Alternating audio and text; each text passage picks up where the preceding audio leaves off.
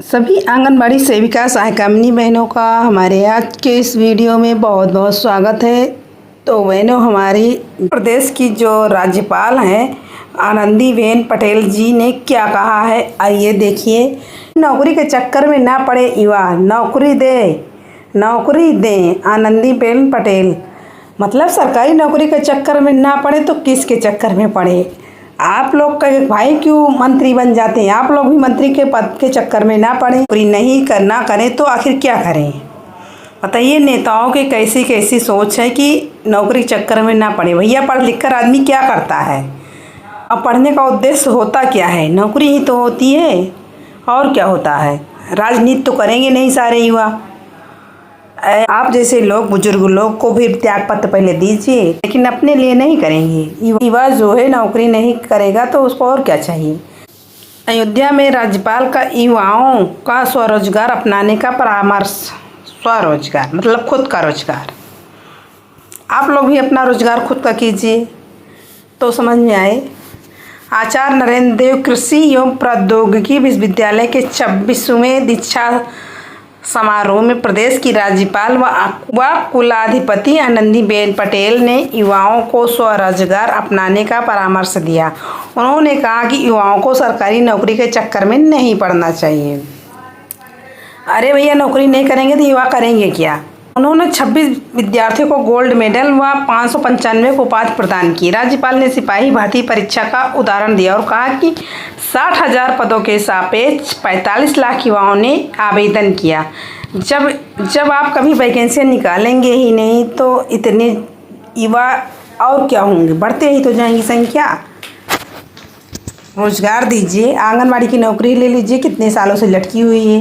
आंगनबाड़ी की वैकेंसियाँ को पूर्ण नहीं करेंगे, बताइए बाकी लोग कहाँ जाएंगे। युवाओं 60,000 पदों के सापेक्ष 45 लाख युवाओं ने आवेदन किया, बताइए बाकी लोग कहाँ जाएंगे। पूछा क्या बाकी युवा राजनीति करेंगे।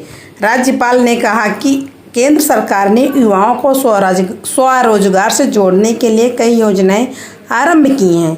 मुद्रा योजना में 20 लाख रुपए तक दिए जाते हैं, जिससे युवा स्वरोजगार से औरों को भी रोजगार दे सकते हैं। उन्होंने विश्वविद्यालयों को राजनीति का केंद्र नहीं बनाने की नसीहत दी। कहा कि एक विश्वविद्यालय में छात्र संघ की मांग को लेकर कुछ युवा धरने पर बैठे थे। धरने पर बैठने के लिए आप लोग मजबूर कर रहे हैं, तभी धरने पर बैठते हैं। ज़्यादा समय बीता तो उन्हें राज्य भवन बुलाया, पूछा क्या समस्या है।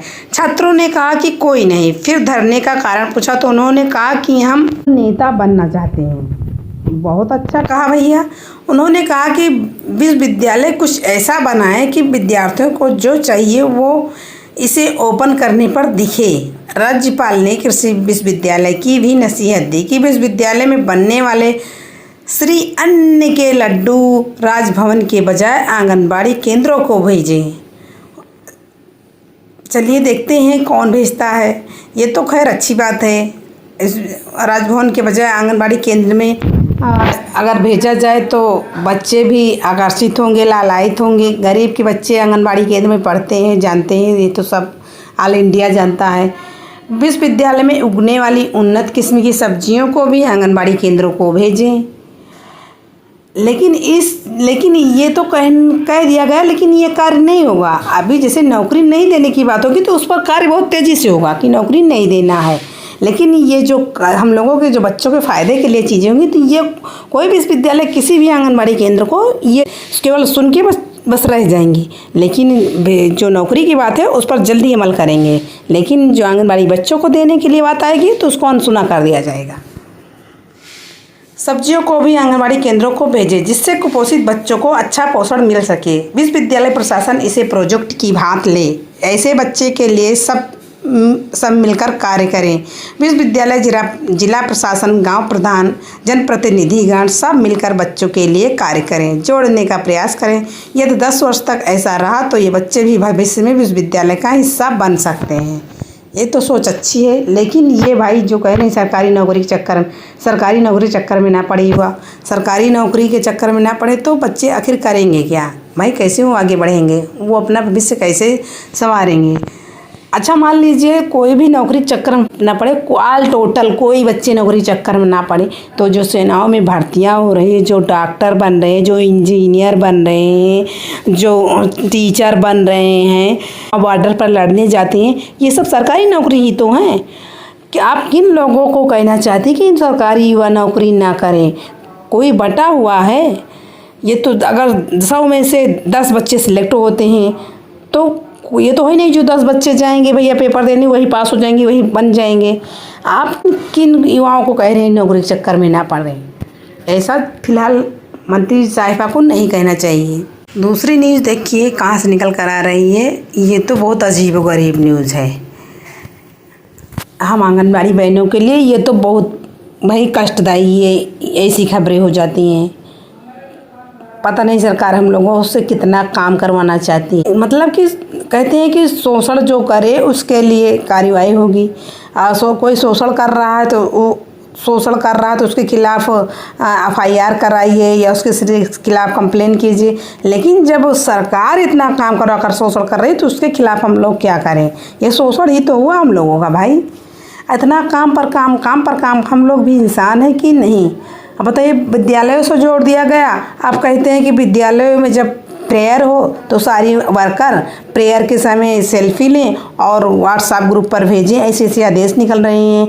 अरे जब वर्कर जो केंद्र का टाइम है वो 10 बजे होगा तो 9 बजे भाई क्यों आएगी? फिक्स टाइम, उस टाइम से 1 घंटा पहले क्यों आएगा कोई और फ़ोटो खिंचवाने के लिए? और फिर ये तो उसका जो ड्यूटी का फिक्स टाइम जब एंड वाला टाइम है, मतलब कि क्लोज वाला टाइम है, तो उसका टाइम या तो माइनस कीजिए, तब तो अच्छा लगेगा। लेकिन नहीं, वो भी टाइम बढ़ाया, आगे भी टाइम बढ़ाया। आगे तो पहले आ जाओ और बाद में देर में जाओ। और पैसा कितना? 6,000। आइए फिर इस न्यूज़ पर चलते हैं कि इस लेटर में निकला क्या है, जो हम सभी बहनों के लिए बहुत ही आवश्यक है। अगर एक ज़िले में निकल गए तो जल्दी है बहनों, ये चलते चलते दूसरे ज़िले में ऐसी चीज़ें चली जाती हैं। लेकिन अभी दूसरे ज़िले में क्या, दूसरे राज्य की भी कभी खबरें होती है तो भी आ जाती है अपने राज्य में। लेकिन जो पैसे की बात है, दूसरे राज्य में बढ़ा है तो वो नहीं चल कर आएंगी, क्योंकि उसमें हम लोगों का फ़ायदा तो है नहीं।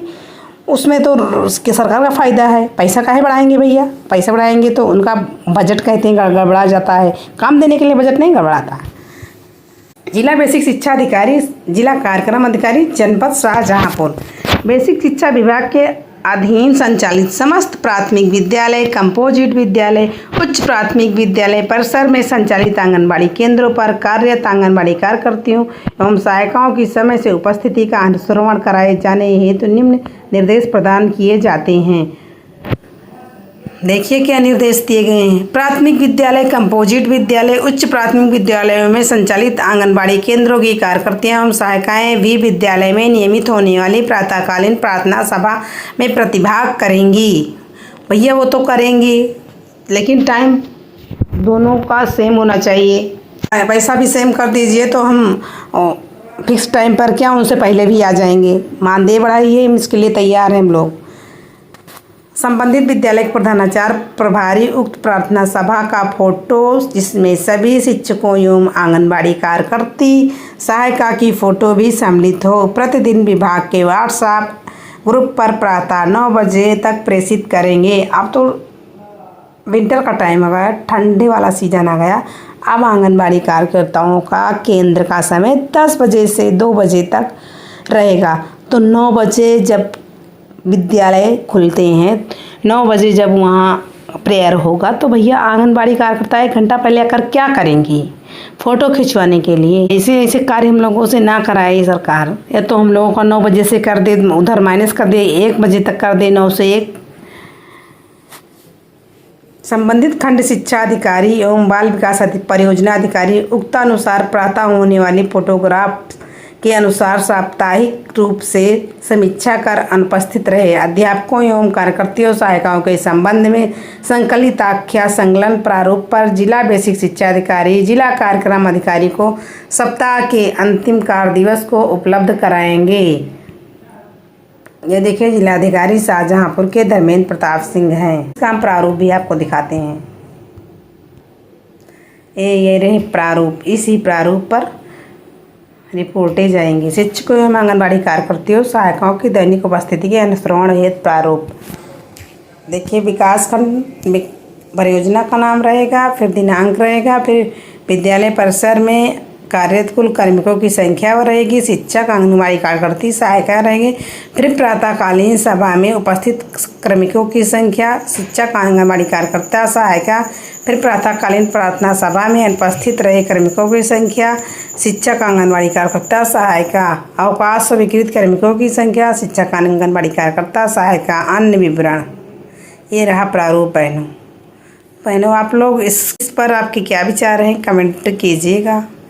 वीडियो देखने के लिए आप लोगों को धन्यवाद।